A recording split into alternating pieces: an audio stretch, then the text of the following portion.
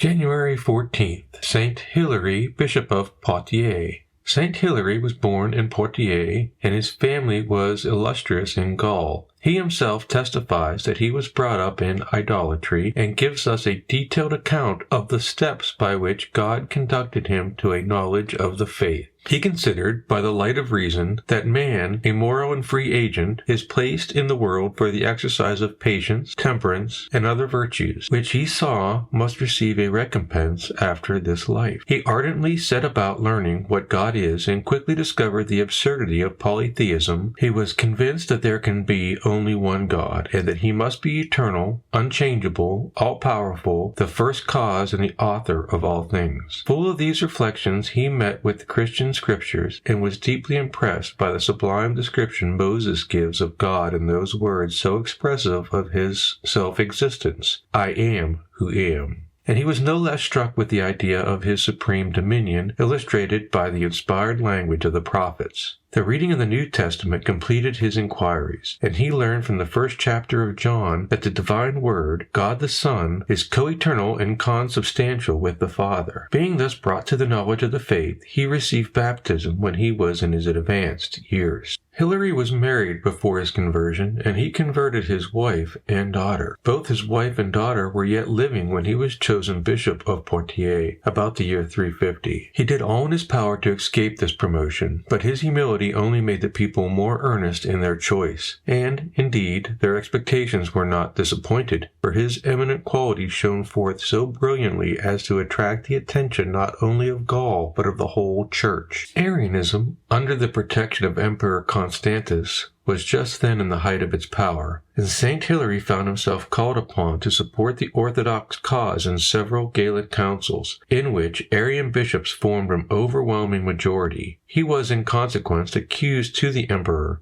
who banished him to Phrygia. He spent 3 years and more of exile in composing the great works on the Trinity. In 359, he attended the Council of Seleucia, in which Arians, semi-Arians, and Catholics contended for the mastery. With the deputies of the council, he proceeded to Constantinople, and there so dismayed the heads of the Arian party that they prevailed upon the emperor to let him return to Gaul. He traversed Gaul, Italy, and Illyria. Wherever he came, discomforting the heretics and procuring triumph of orthodoxy. After 7 or 8 years of missionary travel, he returned to Poitiers, where he died in peace in 368. The Roman martyrology names his feast on January 14th. Saint Hilary was proclaimed a doctor of the Church by Pope Pius IX in 1851. Like Saint Hilary, we too are called to a lifelong contest with heretics. We shall succeed in proportion as we combine hatred of heresy with compassion for its victim.